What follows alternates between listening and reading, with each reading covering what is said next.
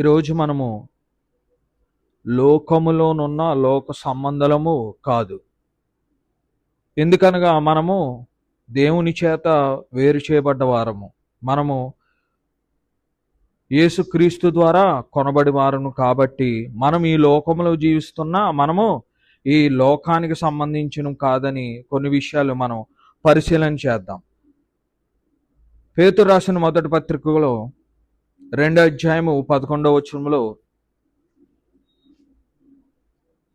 పేతురు రాసిన మొదటి పత్రిక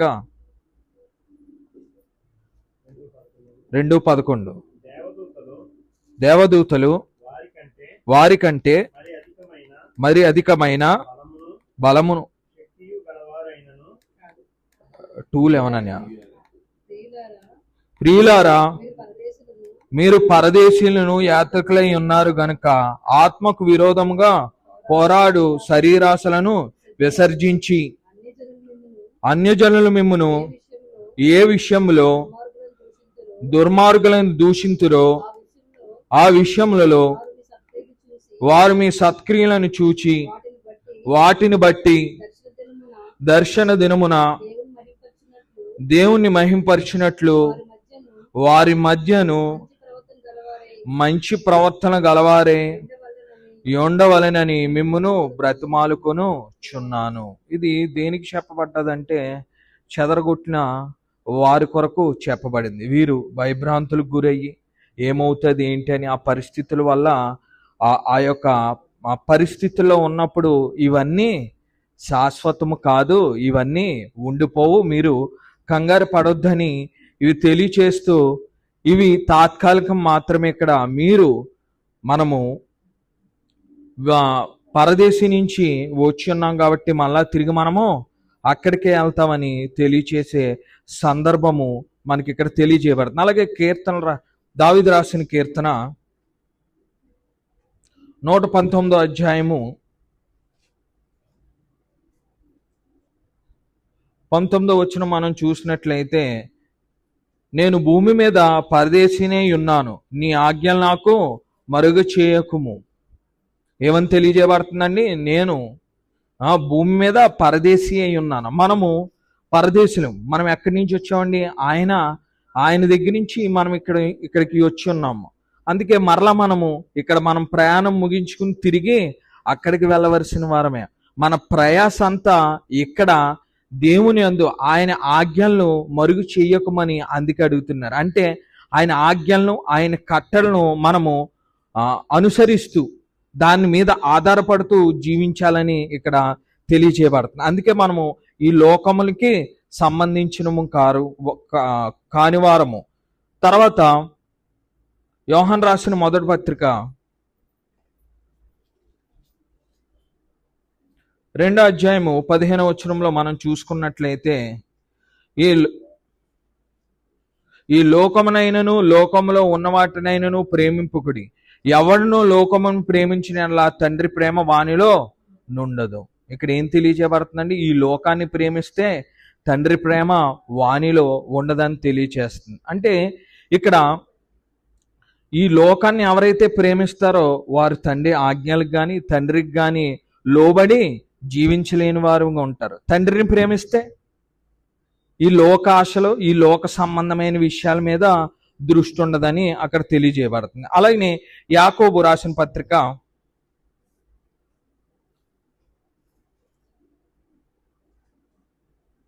4వ అధ్యాయము 4వ వచనంలో మనకేం తెలియజేయబడుతుందంటే, లోకముతో స్నేహము దేవునితో వైరం అనే విషయం తెలియజేయబడుతుంది. వ్యభిచారులారా, ఈ లోక స్నేహము దేవునితో వైరమని మీరు ఎరుగురా, కాబట్టి ఎవడు ఈ లోకముతో స్నేహము చేయగోరునో వాడు దేవునికి శత్రువగును. అంటే ఇప్పుడు ఏం తెలియజేయబడుతుందండి? మనం ఈ లోకానికి, ఈ లోక దృష్టికి మనం చోటిచ్చినట్టయితే మనం ఎవరికి వైరమైపోతున్నాం? దేవునికి వైరమైపోతున్నాం. ఎవరికి శత్రువుగా అయిపోతున్నాం? దేవునికి శత్రువు అయిపోతున్నాం. అంటే ఈ లోక స్నేహం అంటే మరి ఈ లోకంలోనే బ్రతుకుతున్నాం కదా, ఈ లోకంలోనే మనం జీవించాలి కదా. కానీ ఇక్కడ మనకి ఏం తెలియజేయబడుతుందంటే, ఈ లోకంతో స్నేహం అంటే ఈ లోక సంబంధమైన విషయాలు. అంటే ఒక వ్యక్తి అసూయ పడ్డాడు, దేవుడు మనకి ఏం చెప్తున్నారు?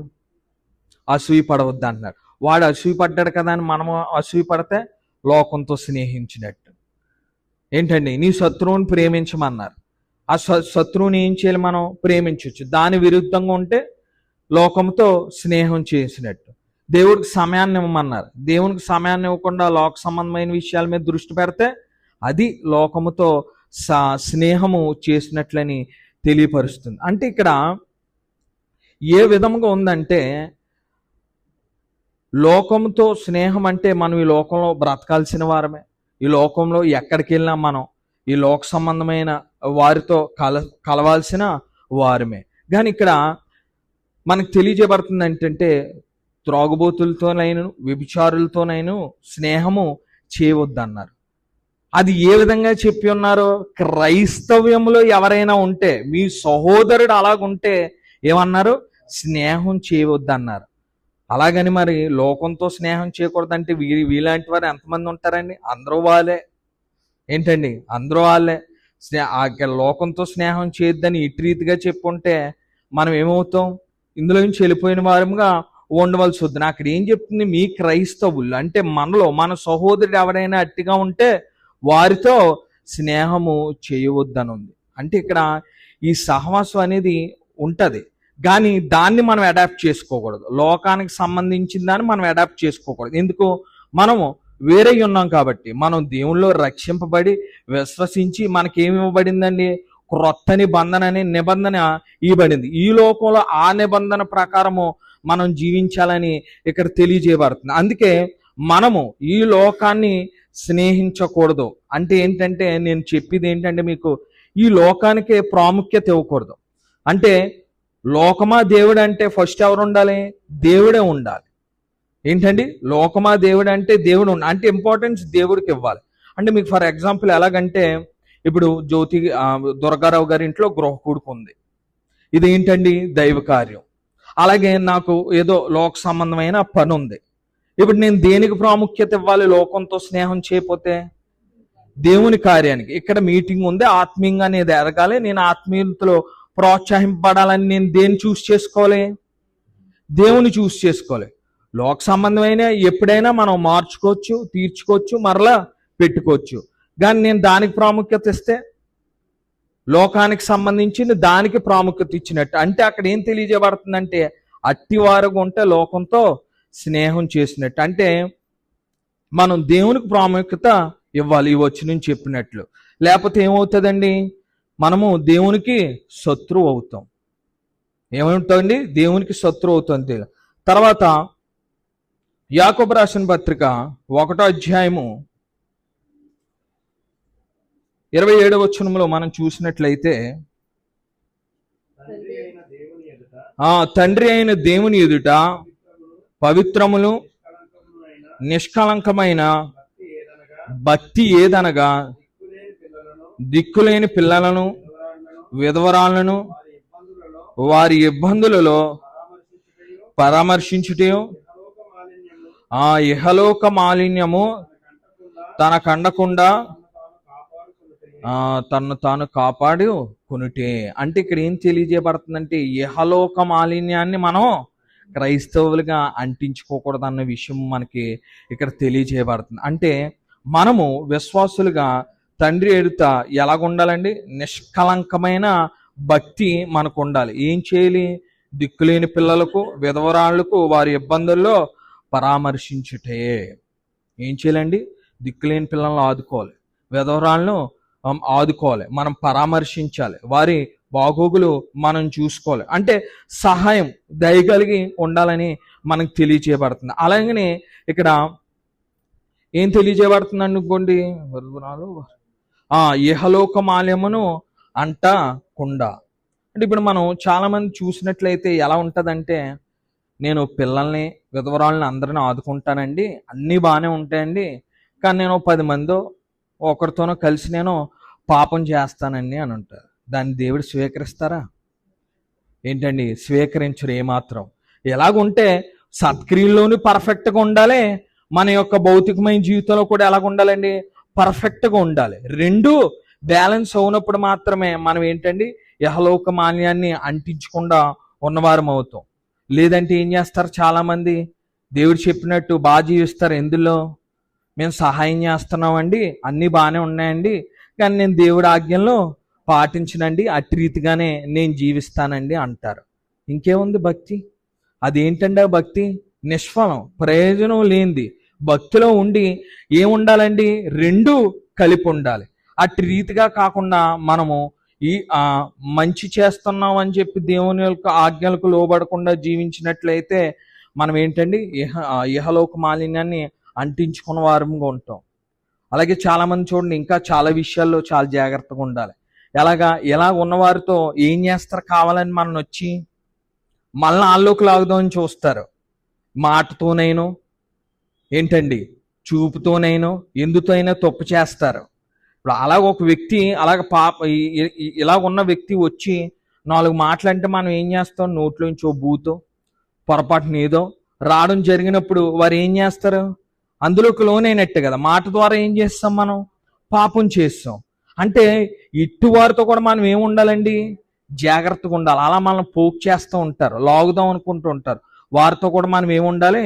జాగ్రత్తగా ఉండి మన యొక్క విశ్వాసాన్ని, మన యొక్క భక్తిని కాపాడుకుంటూ ఈ లోకంలో ముందుకెళ్ళాలి.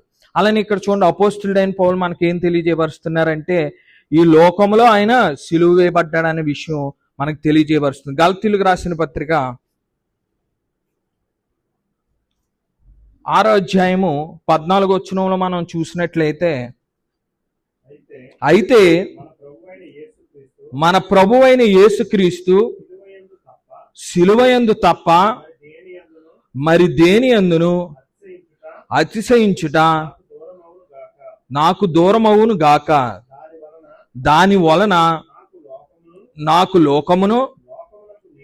లోకమునకు నేనును సిలువ వేయబడి ఉన్నాము. అంటే ఇక్కడ అపోస్తులైన పౌలు ఏం తెలియజేస్తున్నారంటే, ఈ యొక్క లోకంలో సిలువ వేయబడ్డం అంటే ఆయన యొక్క ఆలోచనలు కానీ, ఆయన యొక్క ప్రవక్తని యందు కానీ ఏంటంటే అది సిలువ వేయబడ్డారు. అంటే లోకానికి సంబంధించిన విషయాలు ఏమి చేయడానికి ఆయన దృఢ నిశ్చయించుకున్నారన్న విషయం అక్కడ మనకు తెలియజేయబడుతుంది. అలాగే ఇక్కడ చూడండి, అలా ఉండాలంటే మనం ఏం చేయాలంటే చెరపట్టి ఉండాలని చెప్పి కొరింథీయులకు రాసిన 2వ పత్రిక 10వ అధ్యాయము 5వ వచనంలో మనకు తెలియజేయబడుతుంది. చూడండి, 10:5 అన్న 2 కొరింథీయులకు రాసిన పత్రిక. మేము వితర్కములను దేవుని గూర్చిన జ్ఞానమును అడ్డగించు ప్రతి ఆటంకమును ప్రడద్రోసి ప్రతి ఆలోచనను క్రీస్తుకు లోబడినట్లు చెరపట్టి మీరు సంపూర్ణత విధేయతను కనపరిచినప్పుడు సమస్తమైన అవిధేయతకు ప్రతిదండన చేయి సిద్ధపడి ఉన్నాము. ఇక చెరపట్టడం అంటే ఏంటండి? ఆయన యొక్క ఆలోచనలు చెరసాల్లో వేసుకున్నారు. అంటే ఇప్పుడు మనం ప్రస్తుతానికి చూస్తే, ఇప్పుడు ఒక ఆయన మనని తలుపేసి లాక్ చేశారు. లాక్ చేసినప్పుడు ఏమైపోతాం? మనం లాక్ అయిపోయి ఉంటాం. మళ్ళీ బయటికి రావాలంటే ఆయన వచ్చే తీయాలి. అలాగే దేవుని యొక్క విషయాలలో ఆయన ఏం చేసుకున్నారండి? లాక్ వేసుకున్నారు. ఆయన లాక్ వేసుకుని ఆ ఆలోచనలు కానీ, ఆయన చేసేది కానీ ఏదైనా ఇంకెవరి చిత్తం? అది దేవుని చిత్తమే. ఏంటండి? దేవుని చిత్త ప్రకారంగానే ఇంకా ఆయన అలాగా లోకంలో ఏమన్నా క్రియలు చేయాలన్నా, లోక సంబంధమైన విషయాల్లో వెళ్ళాలన్నా, ఆత్మ సంబంధమైన విషయాల్లో వెళ్ళాలన్నా ఎందులో అయినా ఎవరి పర్మిషన్ ఉండాలి? ఇంకా దేవుడి పర్మిషన్ ఉండాలి. ఇంకా ఆయన ఆ యొక్క స్థితికి ఏం చేసుకున్నారండి?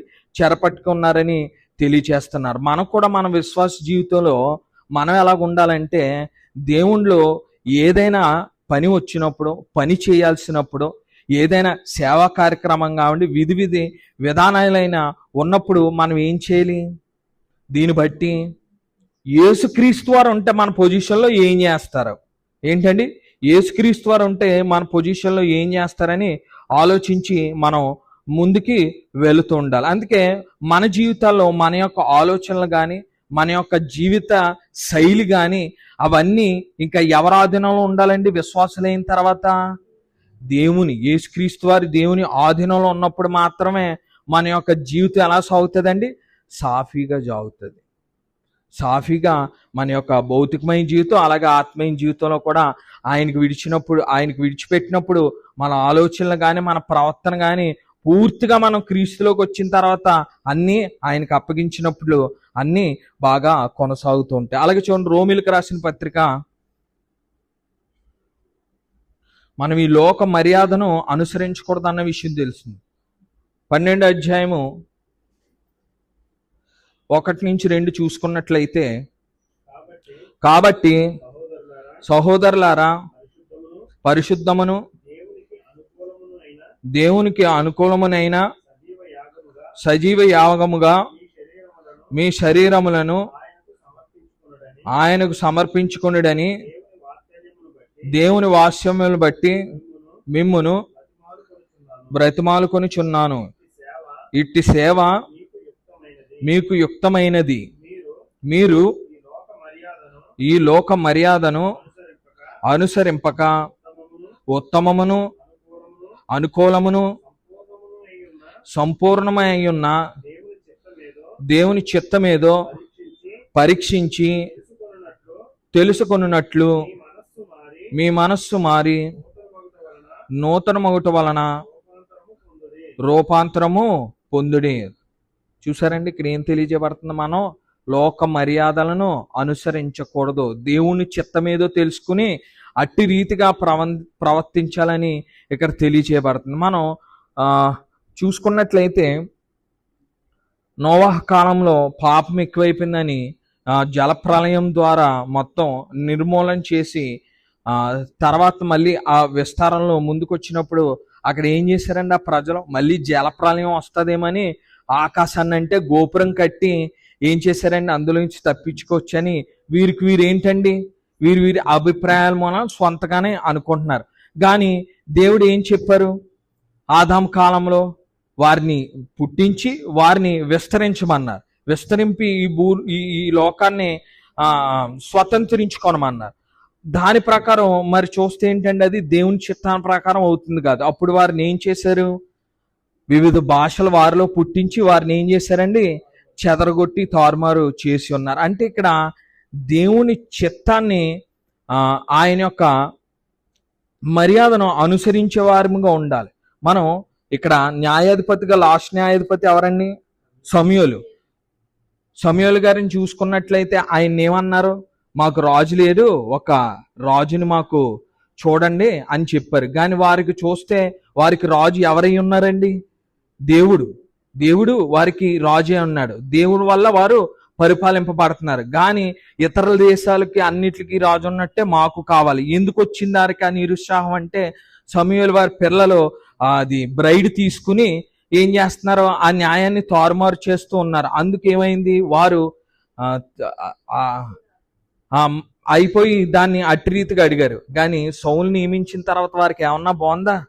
ఏమీ లేదు. మళ్ళీ దావీదు వచ్చేదాకా అంతా అతలాకుతలంగానే ఉంది. అంటే ఇక్కడ లోక మర్యాదను అనుసరించకూడదు.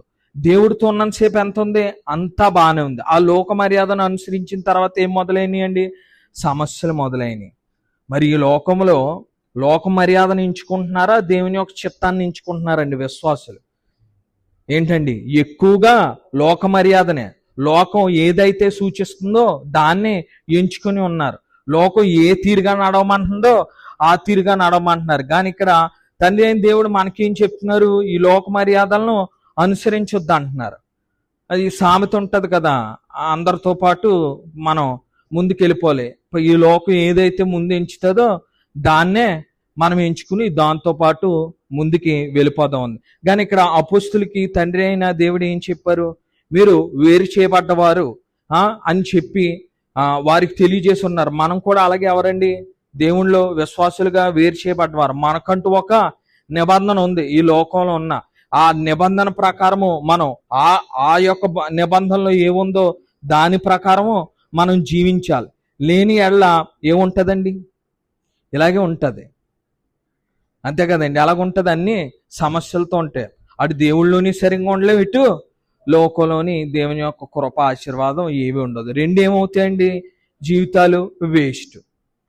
కానీ ఇప్పుడు ఎలా వచ్చేసిందంటే ఈ లోక మర్యాద రక్షింపబడ్డం కానీ పూర్వ ఆచారాలను ఏమీ విడిచిపెట్టలేని స్థితి. మొత్తం ఎలాగైపోయిందంటే పెళ్ళిళ్ళు ఏమంటారండి, దేవునిచే ఏర్పాటు పడ్డాయి అంటారు. ఏంటండి పెళ్ళిళ్ళు marriage sir made in heaven అంటారు. అలాగనే ఒక సంబంధం ఏమన్నా కుదిరినప్పుడు ఏమంటామండి, వెంటనే ఇది దేవుని చిత్తం ఏర్పాటు అవుద్ది. మరి ఇక్కడ చిన్న విషయం చెప్తాను. ఆ పెళ్లి సంబంధాలు చూసేటప్పుడు కుర్రోడు ఉద్యోగం చూస్తాం, కులం చూస్తాం, ఏంటండి ఆ స్టేటస్ ఉంది ఏంటి, మా కూతురికి సంపాదించి పెడతారా లేరా అన్నీ చూస్తాం. మరి అది దేవుడి చిత్తం ఎందుకు అవుతుంది ఏండి? అంతే కదా, అవునా కదా? అది దేవుడి చిత్తం ఎందుకు అవుతుంది? మళ్ళీ ఏమంటాం మనం, దానికి మంచి మేకప్ వేస్తాం. దేవుడి చిత్తం ఇది. మరి దేవుడి చిత్తం అంటే దేవుడు అలా చూడొద్దని చెప్పారు కదా, అందరు సమానం అని చెప్పారు. మనం హెచ్చు దగ్గులు చూసుకోకూడదు కదా. అంటే ఇప్పుడు మనం దేని ఫాలో అయ్యాం? క్రీస్తులో ఉన్నాం కానీ లోకాన్నే ఫాలో అయ్యాం. అంటే ఇంకా అక్కడ ఆ తారతమ్యం ఏముంది, ఆ వేరుబాటు ఏముంది, లోకము దేవుడు అని ఏముంది, విశ్వాసి లేకపోతే లోకస్తుడని తేడా ఏముంది, అంతా మిక్స్. ఏదో మనం భ్రమచేత ఈ లోకంలో మేము విశ్వాసం అని బ్రతుకుతున్నాం తప్ప మనం దేన్ని అనుసరిస్తున్నామండి? ఈ లోక మర్యాదని అనుసరిస్తున్నాం. అంటే దేవుడు ఏమన్నారంటే, దేవునిలో రక్షింపబడ్డ తర్వాత ఇంక మీరు అవన్నీ వదిలేయాలి, అవన్నీ వదిలేసి జీవించాలి. అంటే ఇంక మనకి దేంతో సంబంధం ఏంటండి? మంచి రోజులని సంబంధం లేదు, ఆ రోజులకు సంబంధం లేదు, ఏమి లేదు. మనం ఎప్పుడు ఏది నచ్చినట్లు దేవుడు ఎలాగైతే జీవించమన్నారో అలా జీవించవచ్చు. లేకుండా దాన్ని అనుసరించిన వారమైతే ఎలా ఉంటుందండి? అది చాలా ప్రమాదకరమైన విషయం. ఎలా ఉంటుందంటే పరిస్థితి, పిల్లలు పుట్టిన తర్వాత కటింగ్ అండి, గుండు కొట్టిస్తారు, అది కటింగ్ చేస్తారా, 3 కత్తిరలు వేస్తారంట. ఆ 3 కత్తిరలు ఏంటంటే తండ్రి కుమార పరిశుద్ధ. నవ్వుతారు ఎవరైనా.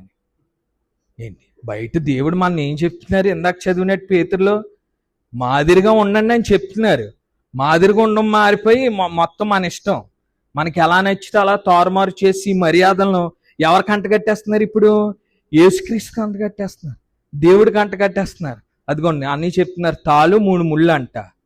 అంటే దేవుడి చిత్తం ఉన్నప్పుడు అంటే ఇంకా మనం ఏంటంటే ఈ పారంపరాచారాలను వదిలిపెట్టకుండా దేవుళ్ళో ఉన్నామని ఈ లోక మర్యాదను అనుసరిస్తూ జీవిస్తున్నాం. అది ఏమాత్రము యుక్తమైనది కాదని తండ్రి అయిన దేవుడు మనకి తెలియజేస్తున్నారు. అలాగే చూడండి, ఎఫెసీయులకు రాసిన పత్రిక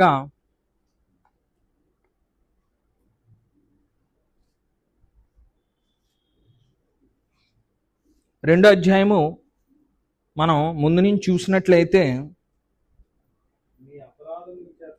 మీ అపరాధముల చేతను పాపముల చేతను మీరు చచ్చిన వారై ఉండగా ఆయన మిమ్మును క్రీస్తుతో కూడా బ్రతికించెను. మీరు వాటిని చేయుచు వాయుమండల సంబంధి అయిన అధిపతిని అనగా అవిధేయులైన వారిని ఇప్పుడు ప్రేరేపించుచు శక్తికి అధిపతిని అనుసరించి ఈ ప్రపంచ ధర్మము చొప్పున ముడుపు నడుచుకుంటుని. అంటే ఇక్కడ ఏం తెలియజేయబడుతుందంటే, ఇక్కడ యూదులు అన్యజనులు ఉన్నప్పుడు యూదులు దేని ప్రకారం అండి? ధర్మశాస్త్రం అంటే మనస్సును ఇంకా ఆజ్ఞల ప్రకారం నడుచుకున్నారు. అన్యజనులు ఎలా నడుచుకున్నారండి? వారు ఇష్టం వచ్చినట్టు ఈ లోకాధిపతి కంటే ఎవరికండి?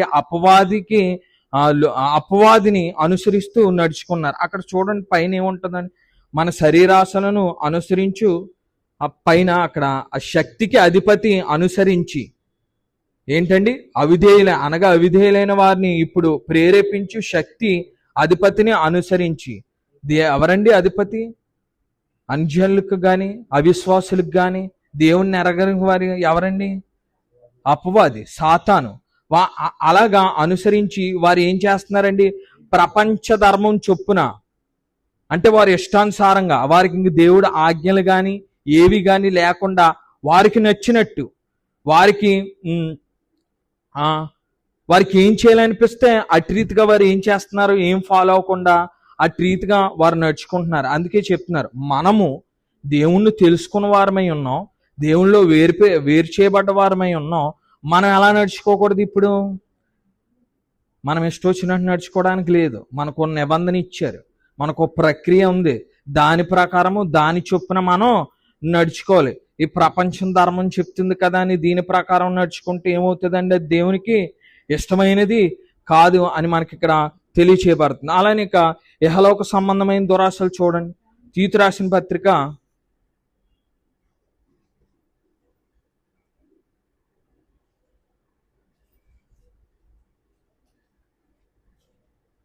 2:12 చూసుకున్నట్లయితే మన భక్తిహీనతను ఇహలోక సంబంధమైన దురాశలను విసర్జించి శుభప్రదమైన నిరీక్షణ నిమిత్తము అనగా మహాదేవుడును మన రక్షకునైన యేసుక్రీస్తు మహిమ యొక్క ప్రత్యక్షత కొరకు ఎదురు చూచుచు ఈ లోకములో స్వస్థ బుద్ధితోను నీతితోను భక్తితోను బ్రతుకుచుండవలెనని మనకు బోధించుచున్నది. అంటే ఇక్కడ మనకి ఏం తెలియజేయబడుతుందంటే ఇహలోక సంబంధమైన దురాశలు అంటే ఇక్కడ దేవుడు ఏం చెప్తున్నారంటే మనం ఈ యొక్క భక్తిహీనతను దురాశల్ని ఏం చేయమంటున్నారు? విసర్జించమంటున్నారు. మనము దేవుళ్ళో నిజమైన విశ్వాసం అయితే ఎలాగుండవండి? ఆ భక్తిహీనతను కనుపరచం. అలానే ఏం చేస్తాం? ఈ లోక సంబంధమైన దురాశలకు కూడా ఏం చేస్తామండి? దూరంగా ఉంటాం. విసర్జించడం అంటే మొత్తంగా తీసేయడమే కదా.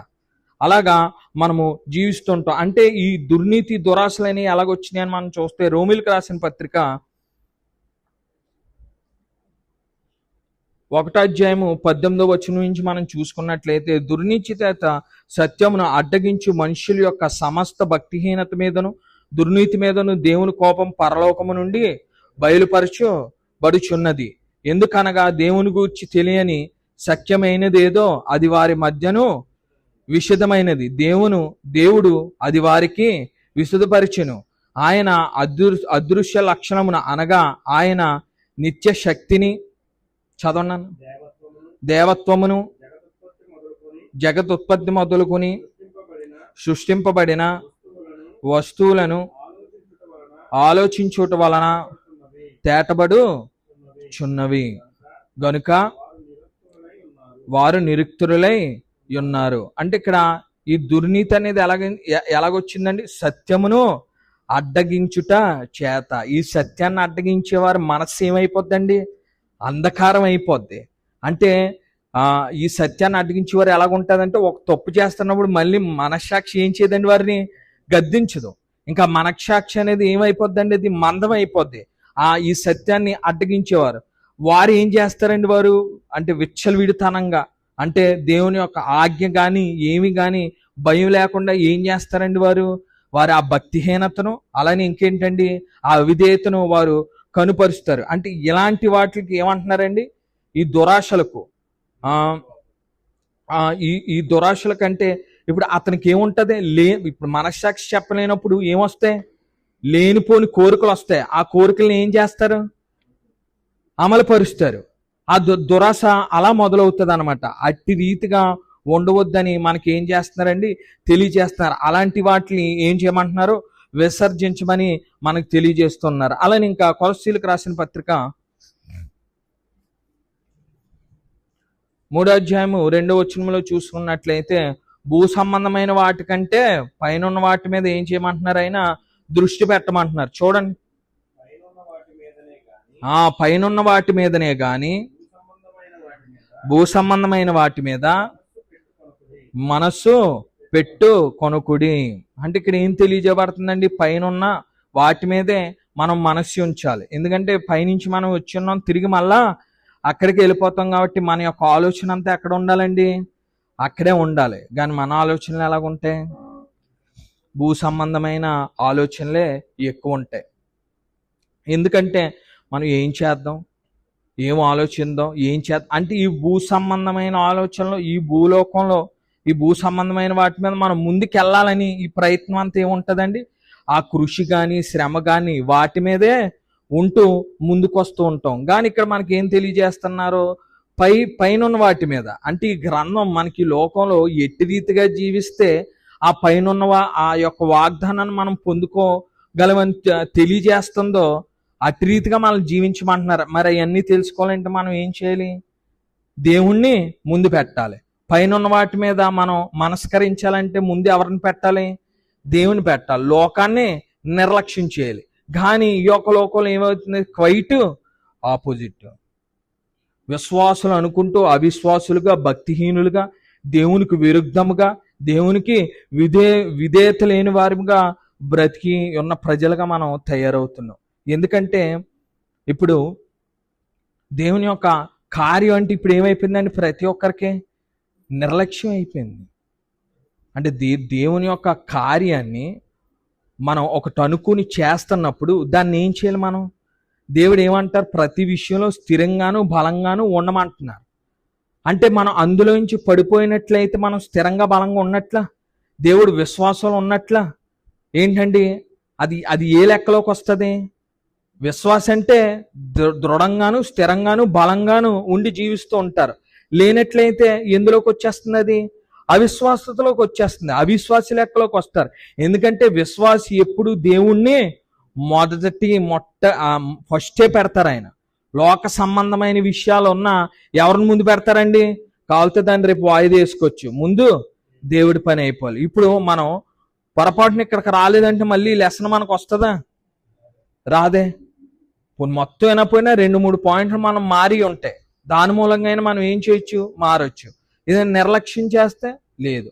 అంటే ఆ పైన వాటి మీద దృష్టి పెట్టామని మన క్రియారూపంలో తెలియాలంటే భూమి మీద ఎవరిని ముందు పెట్టాలి? మనం దేవుణ్ణి ముందు పెడితేనే మనం పైన వాటి మీద కింద ఉన్న వాటి మీద దృష్టి పెడుతున్నామని మనకి తెలుస్తుంది. అలాగే చూడండి, ఇక్కడ ఈ కింద ఉన్న వాటి మీద దృష్టి పెడుతూ మన యొక్క జీవితాలు ఎలాగున్నాయి?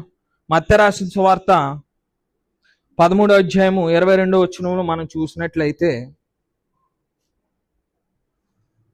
చూడండి, మొండ్ల పొదల్లో విత్తబడిన వాడు వాక్యము వినువాడే గాని ఐకిక విచారమును ధనమోహమును ఆ వాక్యమును అణిచివేయం గనుక వాడు నిష్ఫలుడు. అక్కడ ఏముందండి? లాస్ట్లో నిష్ఫలుడు అని ఉంది. వాస్తవంగా మీరు కోపం రాదనుకుంటే, మాట్లాడుకోవాలని ఉంటే మనం అందరూ ఎక్కడ పడ్డామండి? ఏంటండి? కోపడద్దు. మరి దేవుళ్ళు మనం వాస్తవాలు మాట్లాడుకుందాం. మనం ఎక్కడ పడ్డాం? ఇక్కడే. ఎందుకంటే మరి దేవునికి ముందు పెట్టుంటే మనం ఏమవుతాం? మంచి నేల మీద పడతాం. అంటే దేవుణ్ణి ఇంత ఏమరపాటు కూడా లేకుండా జీవిస్తూ ఉంటాం. కానీ ఏమైపోయింది? ఇప్పుడు టైం ఉంటే వస్తాం, టైం ఉంటే చేస్తాం.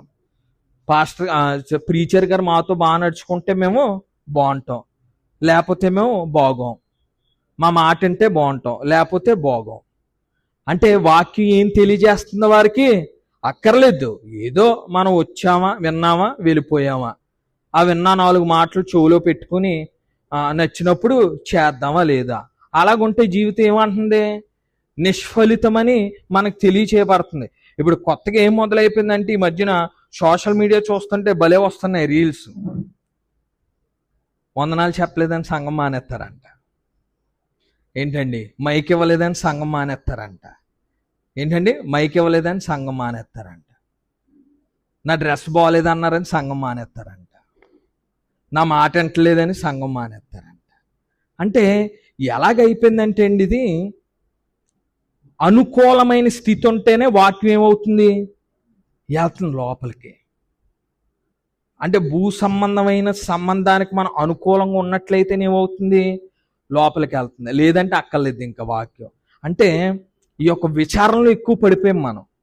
ఆ విచారణ, ఇంకో విచారణ కూడా వచ్చింది ఇప్పుడు కొత్తగా. ఏంటండి? ఐకిక విచారణ. అంటే ఈ మధ్యన లోక సంబంధమైన వాటిపై అనుకున్నాం. మనుషులకి ఇప్పుడు కొత్త ట్రెండ్ ఏం మొదలైపోయింది? అయ్యి బాబాయ్, రవి గారు అంత సంపాదించాడు, నేను ఎప్పుడు సంపాదిస్తాను. ఆయన ఏదో సంపాదించుకున్నారో, కష్టపడ్డారో, ఖర్చు పెట్టుకుంటారు. మనకెందుకు? మన భక్తి మనం చూసుకోవాలి, మన యొక్క విశ్వాసం మనం చూసుకోవాలి. ఏం మొదలైంది ఇప్పుడు? ఆయనలా నేను బ్రతకాలి, ఆయనలాగా నేను ఉండాలని ఏమైపోయిందండి? ఆ యొక్క పరితపించడం అంటే యావా ఆ యొక్కటి ఎక్కువైపోయింది. కానీ ఇక్కడ ఏం తెలియచేయబడుతుంది? అలాగా ఉండొద్దు. అలాగ ఉన్నట్లయితే మీరు ఈ యొక్క ఐహిక విచారణ అనే ముళ్ళ పొదలు, ధనమోహం అండి. ధనం కోసం ఏమైపోతున్నారు ఇప్పుడు? ఆ ధనం కోసం ఎన్నైతే తప్పులు చేయాలో అన్ని తప్పులు ఏమైపోతున్నాయండి? జరిగిపోతున్నాయి. అలాగే ఆ ధనం కోసం ఏం చేస్తున్నారండి? దేవుణ్ణి పక్కకు పెట్టేస్తున్నారు. అక్కడ ఆలోచించాల్సిన విషయం ఏంటంటే, ఆ ధనం సంపాదించడానికి ఆరోగ్యాన్ని ఎవరిచ్చారు? ఆ ధనం సంపాదించడానికి తెలివి ఎవరిచ్చారు? ఏంటండి? ఆ సంపదను సరిగ్గా ఖర్చు పెట్టుకోవడానికి ఆ జ్ఞానం ఎవరిచ్చారు? మరి మనం ఎవరితో కలిసి ఉండాలి? ఎవరిని ఆధారపడి ఉండాలి? కానీ మనం ఏం చేస్తాం? అవన్నీ ఇస్తారు కానీ ఈయన మాత్రం మాకొద్దు. ఆయన కూడా ఏం చేస్తారంటే చూస్తారు, టైం ఇస్తారు, నా దగ్గరికి వస్తాడా లేదా అని. అప్పుడు ఏం చేస్తాడు? స్లోగా అన్నీ కట్ చేస్తూ అప్పుడు పరిగెట్టుకుని వస్తారు. అయ్యో నాకు తగ్గిపోయిందండి, డబ్బులు రావట్లేదండి, కష్టం అయిపోతుందండి అని అప్పుడు వస్తే ఏం ప్రయోజనం? ఉన్నప్పుడే మనం ఏం చేసుకోవాలి? దాన్ని సక్రమంగా వినియోగించుకోవాలి. అది పోయినప్పుడు మళ్ళీ పొందుకోగలమా? మన మీద ఒక మనిషి ట్రస్ట్ ఉంచినప్పుడు ఆ ట్రస్ట్ని మనం పోగొట్టుకుంటే సంపాదించుకోగలమా? మరి దేవుని దగ్గర ఆయన నువ్వు ఫస్ట్ భక్తిపరుడుగా ఉన్నావని నీకు కావాల్సినవి అన్ని సమృద్ధిగా ఇచ్చి నువ్వు ఎలాగుండాలి ఏంటని చెప్పినప్పుడు ఇచ్చిన దాంతో మనం ఏముండాలి? హ్యాపీగా ఉండాలి. హ్యాపీగా ఉండకుండా దానికోసం పరిగెత్తి మనం ఏం చేస్తాం? దేవుణ్ణి వెనకబెట్టాం. అంటే ఆత్మీయంగా మనం పడిపోయాం. భూ సంబంధమైంది ఏముంది? ఇప్పుడు పడిపోతే మళ్ళీ కష్టపడితే మనం కష్టపడి కృషి చేస్తే మళ్ళీ ఏమవుతుంది? స్లోగా వెళ్ళొచ్చు. మళ్ళీ ఏమన్నా దేవుళ్ళో పశ్చాత్తాపడి దేవుడా నిన్ను దూరం పెట్టానని దేవుడికి వస్తే మనకి ఏమన్నా ఏముండొచ్చండి? ఆయన చూపు మన మీద ఏమన్నా తిప్పొచ్చేమో. అంతేగాని మనం ఈ యొక్క లోకంలో ఎలా జీవించాలి, ధనం కోసం పరిగెట్టిన వారమైతే మన యొక్క జీవితాలు ఎలాగున్నాయని తెలియచేపరిచారండి 22 వచనంలో.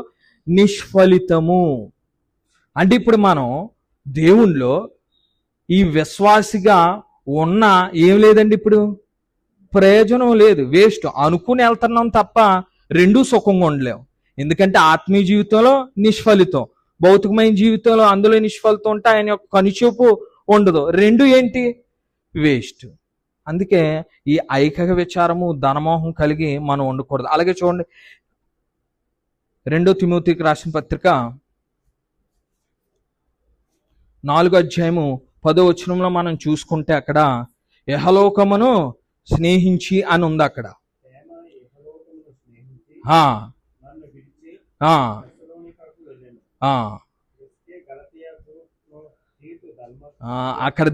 అక్కడ తేమ ఏం చేశాడండి? అక్కడ ముందు ఎలాగున్నారు? ఆయన పర్ఫెక్ట్ గా అన్నీ చేస్తూ ఏంటండి ముందుకెళ్ళారు. కానీ తర్వాత ఏమైంది? మళ్ళీ లోకం వైపే తిరిగారు. అంటే మన యొక్క జీవితాలు ఎలాగా ఉండాలని మనకి ప్రతి ఒక్కటి హెచ్చరికగా గ్రంథంలో భద్రపరిచారు.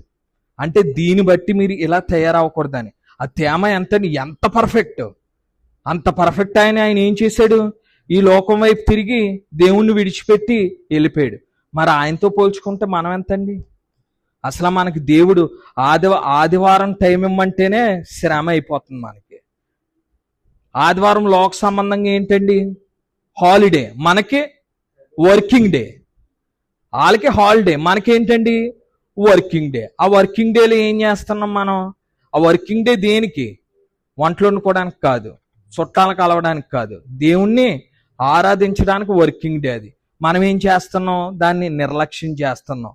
అంటే అండి గట్టిగా చెప్పట్లేదు నేను, చూస్తారు. దేవుడు ప్రతి కార్యానికి ఏమి ఇచ్చారండి? తాను క్రియ ప్రకారం తను ప్రతిఫలం ఉంటుందని చెప్పారా లేదా?